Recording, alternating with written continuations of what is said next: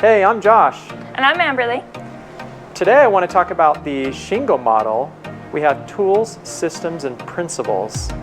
And under the systems tab, we have a lot of cool content there. One of them we want to focus on is the abnormality system.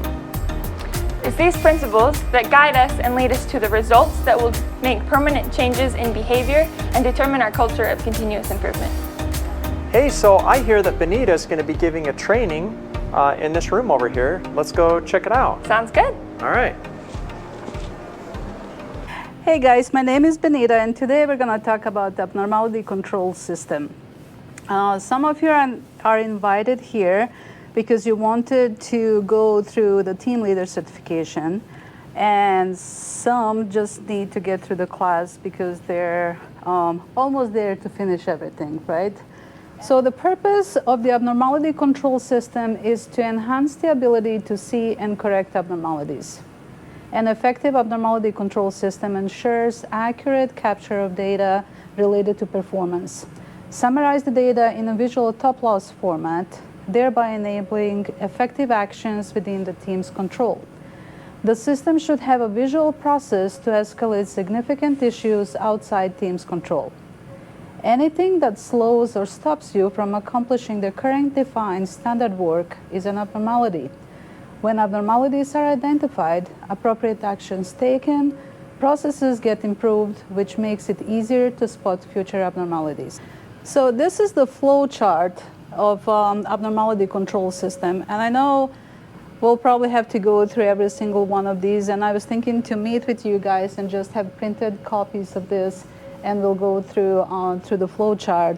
But the process explained is right here. So at the base of the abnormality control system is a set process being carried out by operators. Operators follow standards to execute work. Ideally, the standards have timings attached to give the operator awareness of abnormal conditions that lead to fluctuations typically noticed in time.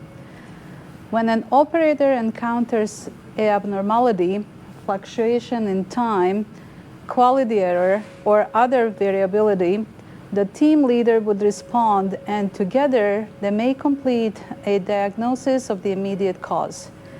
The goal is to diagnose and resume flow. The team leader would note the abnormality on a daily production board. This data is used by the team in their daily huddles, by technical support as leads team or our maintenance tech or trainer to understand the operating state of the team, and by support leadership to understand the day and create additional countermeasures against abnormalities. Support leadership should review the board regularly to understand the top issues of the team. Data capture in the form of daily top issues or other data gathering for weekly top issues to escalate the value stream board. Weekly top loss, the 1 to 3 top abnormalities that impacted production team, will be brought to a weekly value stream huddle. Additional countermeasures and support may be allocated against the abnormality. Weekly, supply chain executive leadership reviews open items on issues list for recurring issues that have been escalated. So let's say lids are down, right? You will call for support, right, at the time. But the next day you review everything that happened, right, and talk about what stops you from reaching your goals the previous day. Is that what you guys are doing as well? Yes. Okay. Very good. So the impact, abnormalities are visible and management encourages revealing them rather than hiding them.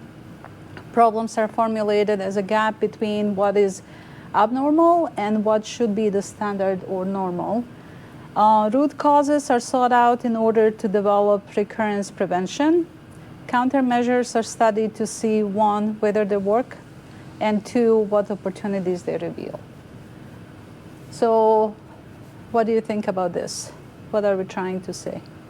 Because I'm still learning stuff, you just start to notice, like, oh, if you run into a problem, you can, like, figure out, like, while you're figuring out what to do, you're able to, like, make improvements a lot easier if you're kind of thinking about, like, Yeah. this is causing me a problem, I could probably fix it, something like that. I think a way to make abnormalities invisible is by 5S'ing all of your stations so that when you know that something's out of place, you quickly recognize that that's not where it belongs and that's counted as an abnormality. What else? Do we always encourage people saying what's going on, right? We don't want to hide any abnormalities. We want to make sure we understand them, we talk about them, and we take care of the problems. So we don't have them happening again and again and again. Conclusion, abnormality control works well in a lean environment and creates a positive feedback loop. Abnormality control enforces following standard operating procedures, helps improve the process, and improve and modify the standard calling upon support when needed. I do have some links in here, and if you guys want me, I can email this to you. There are some articles that are like really good to read to help with understanding and the process of capturing abnormalities and resolving issues. So I can email this to you, or I can show you where to go in our systems and find any system that you're looking for. Okay, you guys are awesome. Thank you so much. I'll mark you off for the class. Okay, thank you. Very good. So we have Carrie here, and Carrie and I will talk about abnormality control system Gemba card, where we're trying to make sure that abnormality system is performing well. How does your team work on abnormalities? Okay, so the first thing that they do is when they happen on the floor, the team member will either write it on our team board that something happened, or they will escalate it to the team leader. The team leader will then take action and see if they can fix something and see what kind of support they need, which could be our maintenance technicians, it could be me as a group leader, it could be a system teams that they would call. If they're able to resolve it on their own, they would just record that they were able to resolve it. If not, they escalate it to me, and we meet every Monday and we review the last abnormalities through the week. But if it's something that's urgent, we address it right then.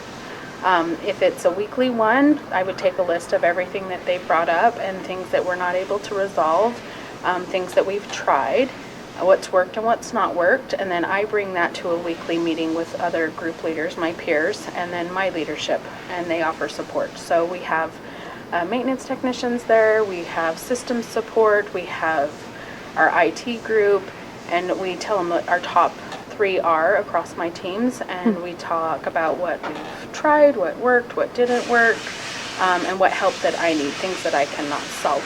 And then each week we will check back on those abnormalities and seeing what was the result. Are they finished? Are they still support? Does my leader need to be more involved than he was?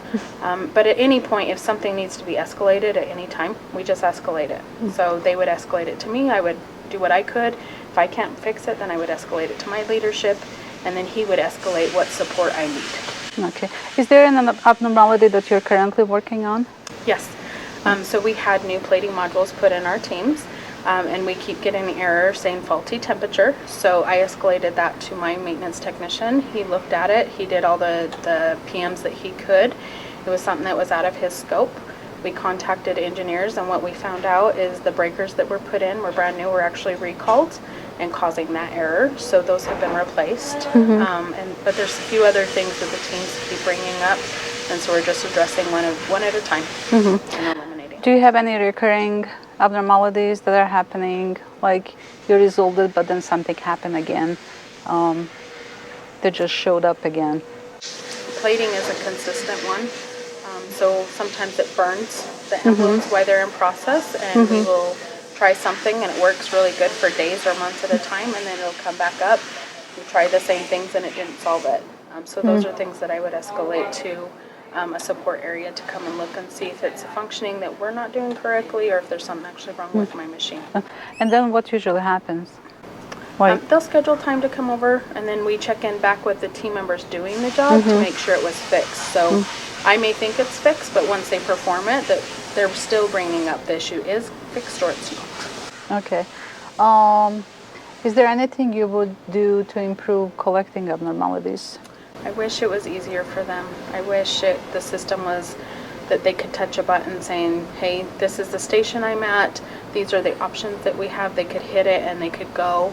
Right now it's quite a few systems we have to go into to collect the data. I wish it was all in just one place and easy for them. There's a few things that I think they live with or they don't recognize that are abnormalities that we could be helping them with. Okay. Okay, thank you.